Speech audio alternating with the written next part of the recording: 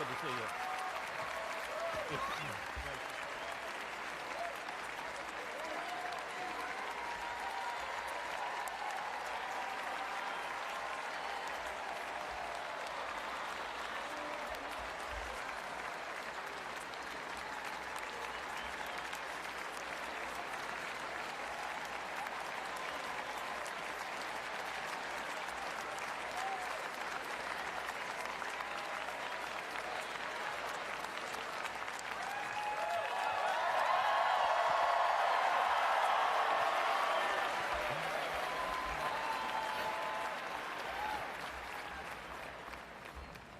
Thank you so much, President Falwell. God bless Liberty University.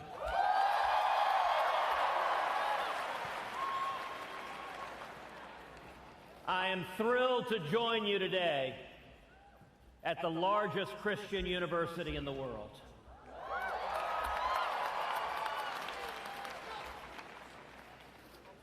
Today I want to talk with you about the promise of America. Imagine your parents when they were children.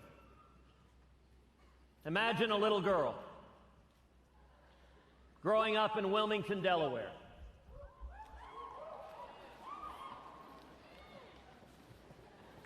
During World War II, the daughter of Irish and Italian Catholic family, working class, her uncle ran numbers in Wilmington. She grew up with dozens of cousins because her mom was the second youngest of 17 kids. She had a difficult father, a man who drank far too much and frankly didn't think that women should be educated. And yet this young girl, pretty and shy, was driven, was bright, was inquisitive. And she became the first person in her family ever to go to college. In 1956, my mom, Eleanor, graduated from Rice University with a degree in math and became a pioneering computer programmer in the 1950s and 1960s.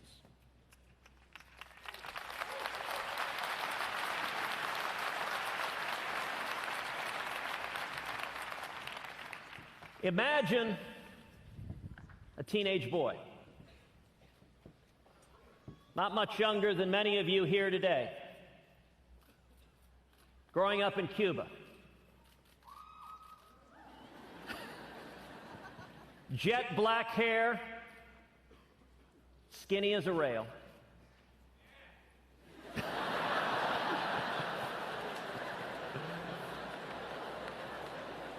Involved in student council.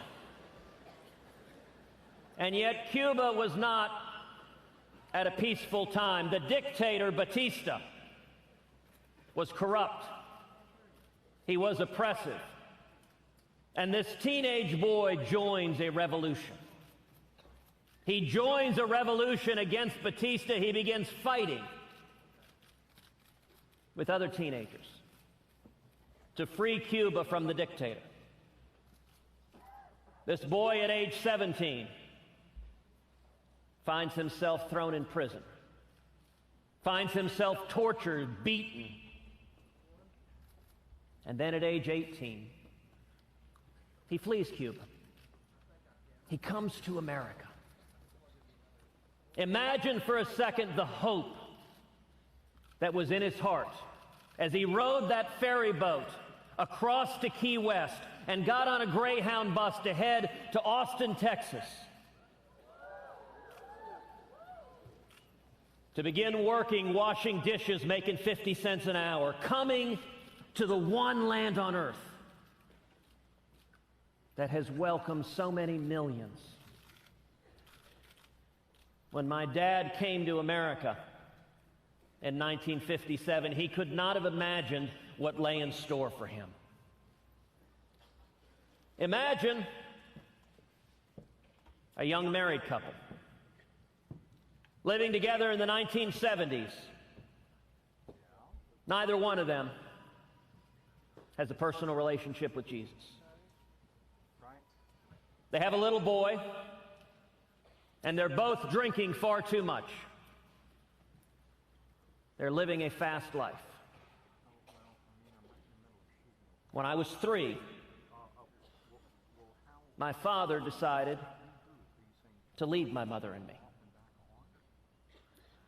We were living in Calgary at the time. He got on a plane and he flew back to Texas. And he decided he didn't want to be married anymore.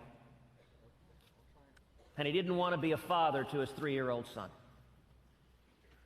And yet when he was in Houston, a friend, a colleague from the oil and gas business, invited him to a Bible study. Invited him to Clay Road Baptist Church. And there my father gave his life to Jesus Christ.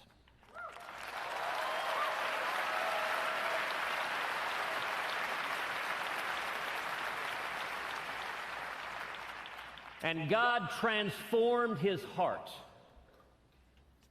And he drove to the airport. He bought a plane ticket. And he flew back to be with my mother and me.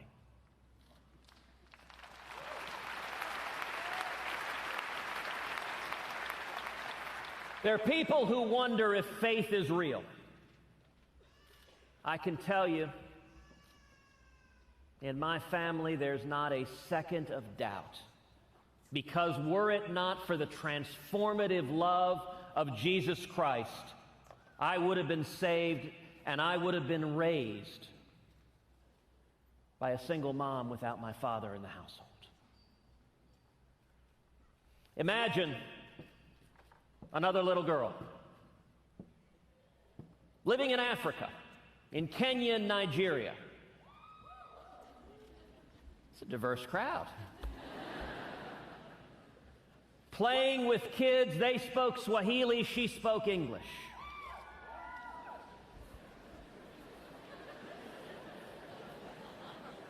Coming back to California, where her parents, who had been missionaries in Africa, raised her on the Central Coast. She starts a small business when she's in grade school, baking bread. She calls it Heidi's Bakery. She and her brother compete baking bread. They bake thousands of loaves of bread and go to the local apple orchard where they sell the bread to people coming to pick apples.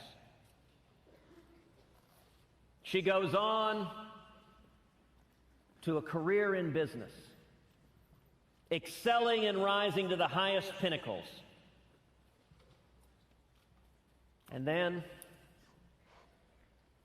Heidi becomes my wife and my very best friend in the world.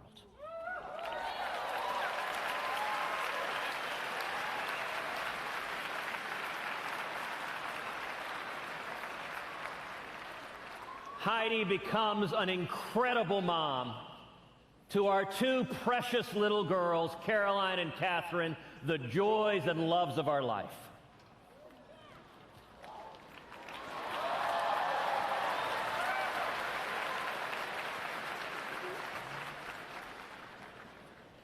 Imagine another teenage boy being raised in Houston, hearing stories from his dad about prison and torture in Cuba, hearing stories about how fragile liberty is, beginning to study the United States Constitution, learning about the incredible protections we have in this country that protect the God-given liberty of every American. Experiencing challenges at home. The mid-1980s, oil prices crater, and his parents' business go bankrupt. Heading off to school over 1,000 miles away from home at a place where he knew nobody, where he was alone and scared. And his parents going through bankruptcy meant there was no financial support at home. So at the age of 17, he went to get 2 jobs to help pay his way through school. He took over $100,000 in school loans. Loans I suspect a lot of y'all can relate to. Loans that I'll point out I just paid off a few years ago.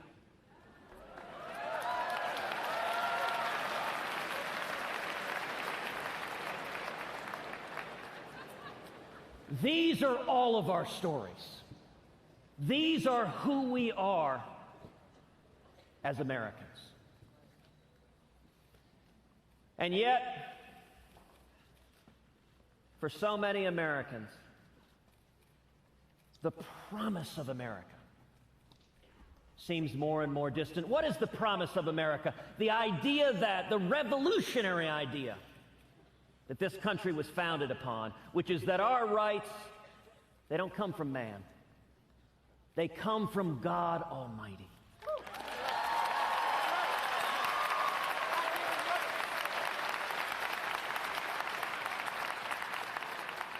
And that the purpose of the Constitution, as Thomas Jefferson put it, is to serve as chains to bind the mischief of government.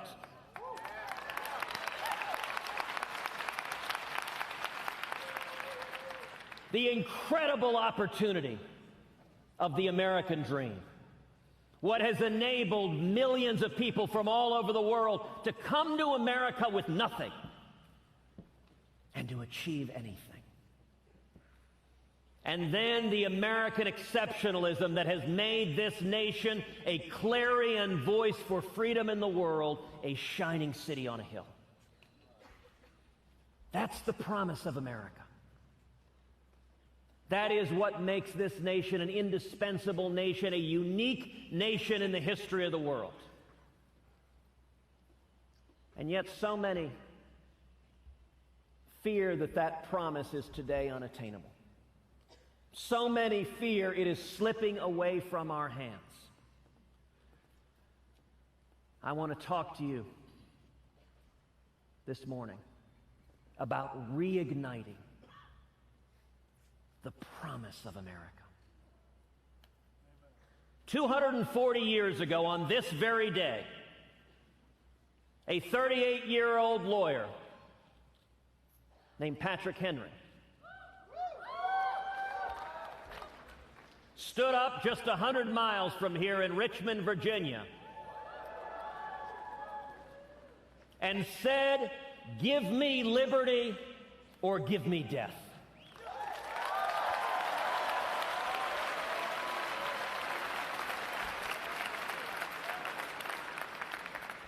I want to ask each of you to imagine millions of courageous conservatives all across America rising up together to say in unison, "We demand our liberty."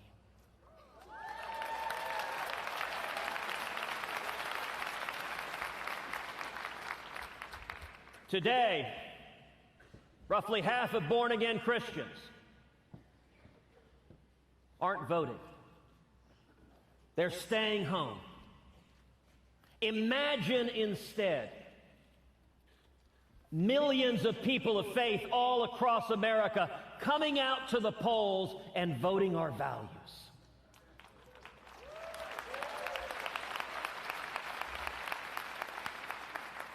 Today, millions of young people are scared, worried about the future, worried what the future will hold. Imagine millions of young people coming together and standing together saying, "We will stand for liberty."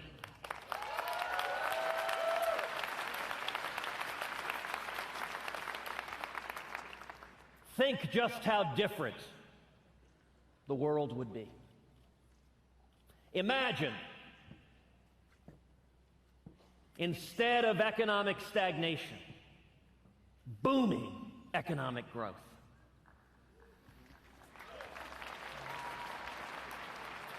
Instead of small businesses going out of business in record numbers, imagine small businesses growing and prospering. Imagine young people coming out of school with 4, 5, 6 job offers.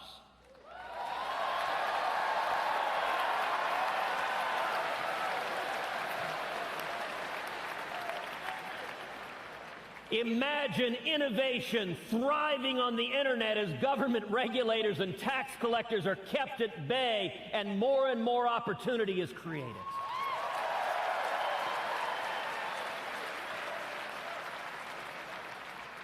Imagine America finally becoming energy self-sufficient as millions and millions of high-paying jobs are created.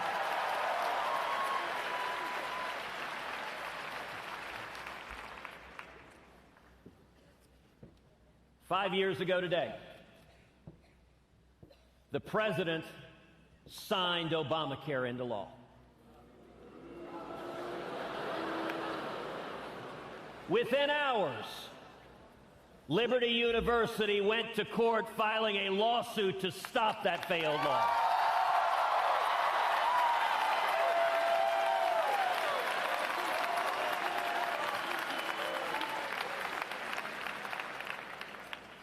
Instead of the joblessness, instead of the millions forced into part-time work, instead of the millions who've lost their health insurance, lost their doctors, have faced skyrocketing health insurance premiums. Imagine in 2017, a new president signing legislation repealing every word of Obamacare.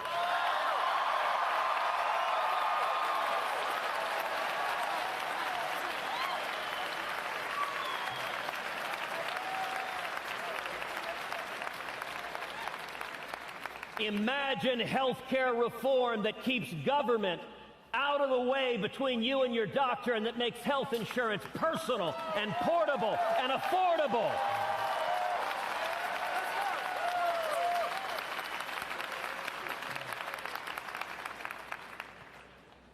Instead of a tax code that crushes innovation, that imposes burdens on families struggling to make ends meet. Imagine a simple flat tax.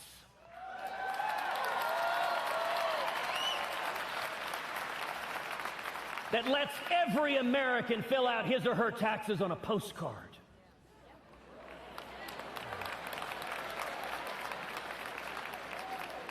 Imagine abolishing the IRS.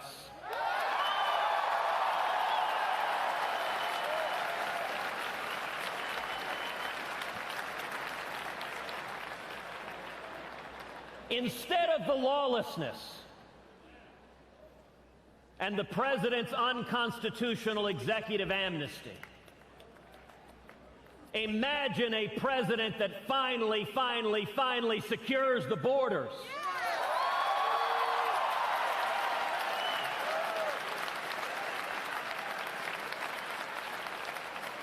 And imagine a legal immigration system that welcomes and celebrates those who come to achieve the American dream.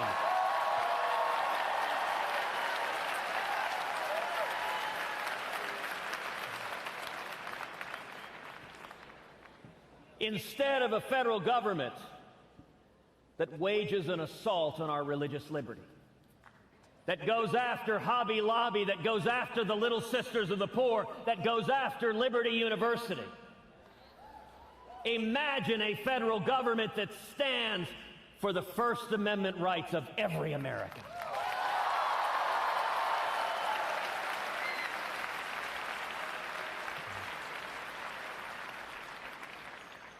Instead of a federal government that works to undermine our values, imagine a federal government that works to defend the sanctity of human life.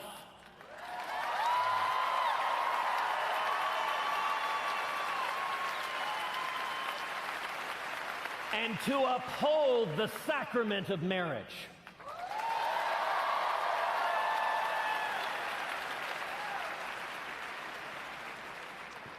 Instead of a government that works to undermine our Second Amendment rights, that seeks to ban our ammunition.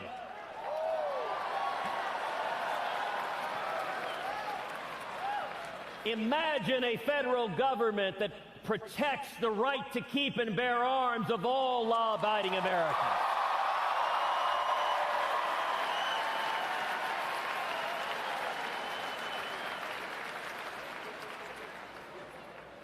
Instead of a government that seizes your emails and your cell phones, imagine a federal government that protected the privacy rights of every American.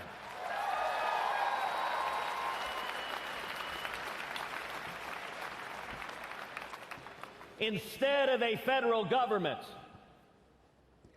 that seeks to dictate school curriculum through Common Core,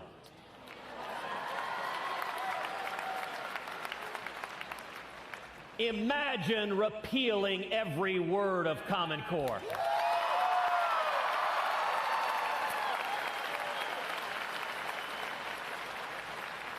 Imagine embracing school choice as the civil rights issue of the next generation.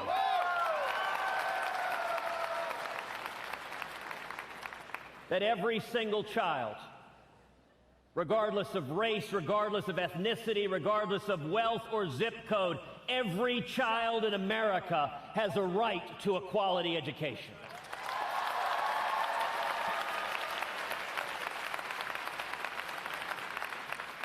And that's true from all of the above, whether it is at public schools or charter schools or private schools or Christian schools or parochial schools or home schools. Every child.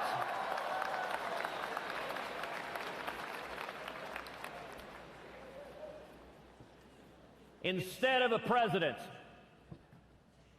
who boycotts Prime Minister Netanyahu, imagine a president who stands unapologetically with the nation of Israel.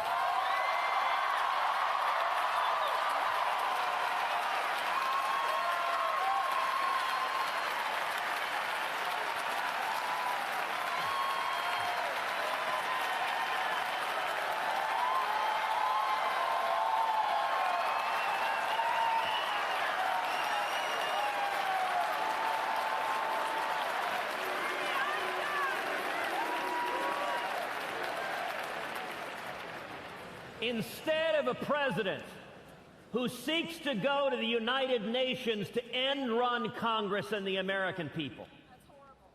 Imagine a president who says, I will honor the Constitution, and under no circumstances will Iran be allowed to acquire a nuclear weapon.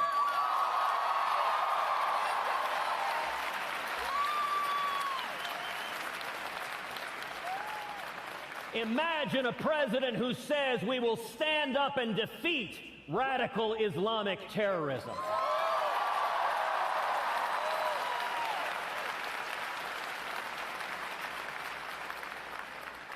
And we will call it by its name.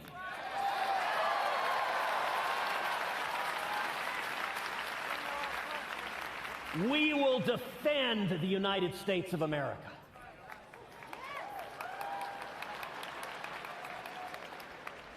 Now, all of these seem difficult. Indeed, to some, they may seem unimaginable. And yet, if you look in the history of our country, imagine it's 1775, and you and I were sitting there in Richmond listening to Patrick Henry say, "Give me liberty or give me death." Imagine it's 1776 and we were watching the 54 signers of the Declaration of Independence stand together and pledge their lives, their fortunes, and their sacred honor to igniting the promise of America. Imagine it was 1777 and we were watching General Washington as he lost battle after battle after battle. In the freezing cold, as his soldiers with no shoes were dying, fighting for freedom against the most powerful army in the world. That too seemed unimaginable. Imagine it's 1933, and we were listening to President Franklin Delano Roosevelt tell America at a time of crushing depression, at a time of a gathering storm abroad, that we have nothing to fear but fear itself. Imagine it's 1979, and you and I were listening to Ronald Reagan.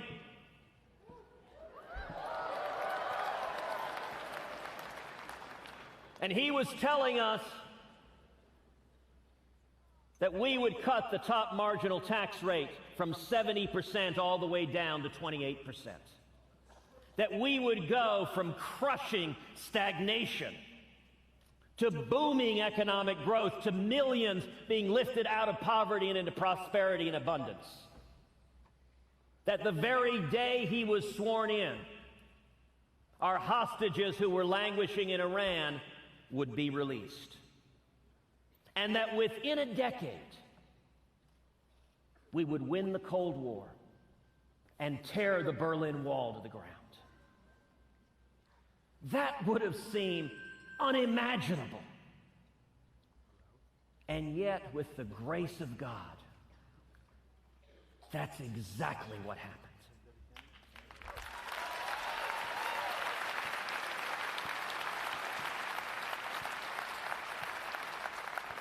From the dawn of this country, at every stage, America has enjoyed God's providential blessing.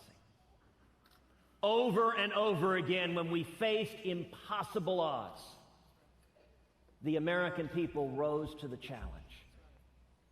You know, compared to that, repealing Obamacare and abolishing the IRS ain't all that tough. The power of the American people when we rise up and stand for liberty knows no bounds.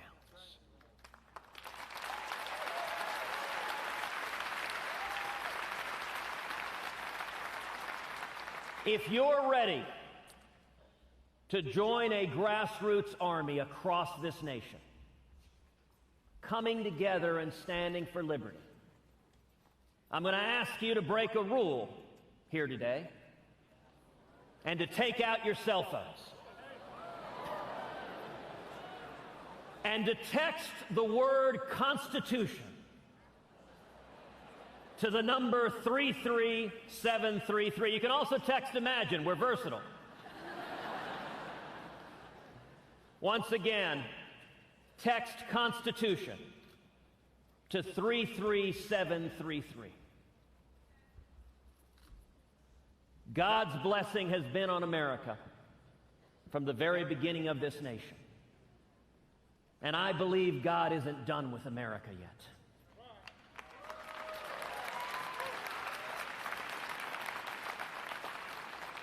I believe in you. I believe in the power of millions of courageous conservatives rising up to reignite the promise of America. And that is why today I am announcing that I'm running for President of the United States.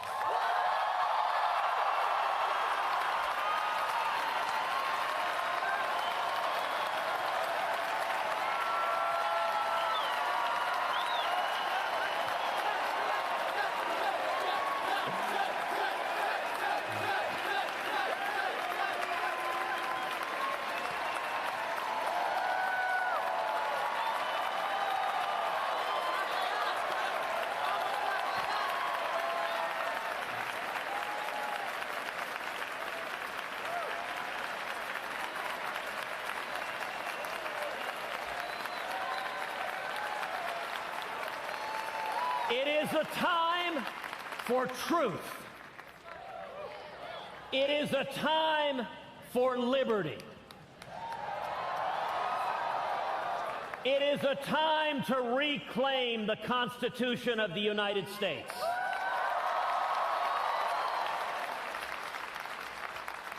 I am honored to stand with each and every one of you, courageous conservatives,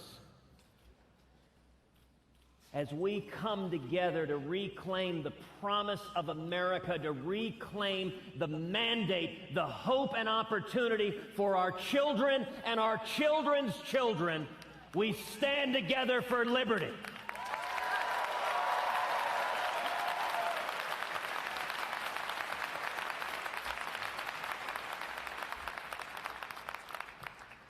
This is our fight. The answer will not come from Washington. It will come only from the men and women across this country, from men and women, from people of faith, from lovers of liberty, from people who respect the Constitution. It will only come as it has come at every other time of challenge in this country, when the American people stand together and say, we will get back to the principles that have made this country great. We will get back and restore that shining city on a hill that is the United States of America. Thank you, and God bless you.